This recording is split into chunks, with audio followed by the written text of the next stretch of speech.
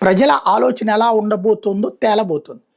నవరత్నాలు అమలు చేసినటువంటి జగన్‌ని ఓడగొట్టి 11 సీట్లు ఇచ్చారు. అదే జగన్ ఈ రోజున వాళ్ళ పత్రిక ద్వారా మోసం గ్యారంటీకి బ్రాండు అంటూ ఏదైతే సూపర్ సిక్స్ ఇస్తానన్నదంతా పచ్చి దగా చేశారు. ఏమి అమలు చేయట్లేదు. పైగా ఇంటింటి దగ్గరికి ఎమ్మెల్యేలు వస్తున్నారు. నిలదీయమని అడుగుతున్నారు. ఇప్పుడు నిజంగా నిలదీస్తారా జగన్?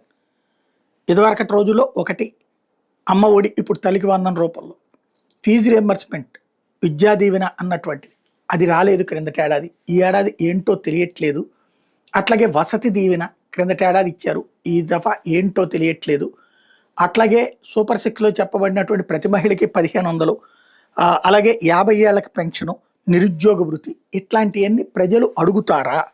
అలాగే ఇదివరకు ఈ లారీ అదే దాని ఎవరు ఆటో ట్యాక్సీ ఓనర్లకు 10,000 రూపాయల డబ్బులు, కాపు నేస్తం, ఈబీసీ నేస్తం, తర్వాతన డ్వాక్రా రుణమాఫీ ఏడాదికి ఎంత అని చెప్పి డబ్బులు అది వెయ్యటం, చేయూత ఇట్లాంటి పథకాలు అనేకం ఉన్నాయి. చేతి నిండా డబ్బు ఆడింది జనానికి.